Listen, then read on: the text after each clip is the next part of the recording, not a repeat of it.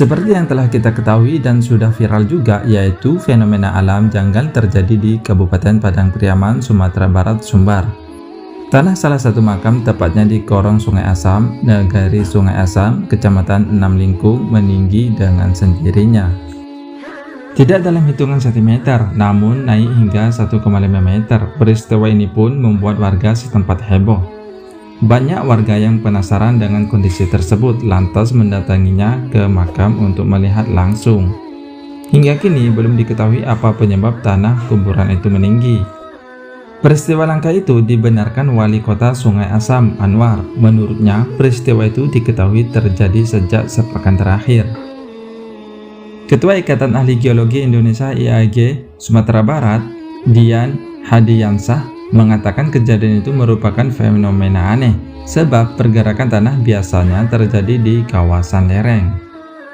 Gerakan tanah di lereng biasanya terjadi akibat curah hujan yang terjadi kemudian masuk ke pori-pori bebatuan. Namun kalau di dataran adalah sesuatu yang aneh dan perlu dilakukan pengkajian, katanya.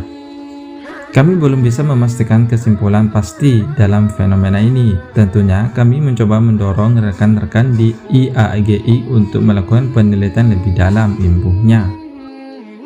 Ungkapan lainnya yaitu dari ahli geologi Ade Edward mengatakan perlu ada penelitian soal fenomena yang terjadi di Padang Pariaman tersebut. Dia mengatakan penelitian dibutuhkan untuk mengecek apakah peristiwa itu alami atau dibuat-buat demi sensasi. Perlu dipastikan dulu apakah fenomena ini memang alamiah, karena bisa saja ini dibikin oknum tertentu untuk membuat sensasi, kata Ade Edward. Meski demikian, Ade menyebut tanah yang tiba-tiba meninggi atau dikenal dengan tanah tumbuh itu sering terjadi, terutama katanya di sepanjang patahan Sumatera.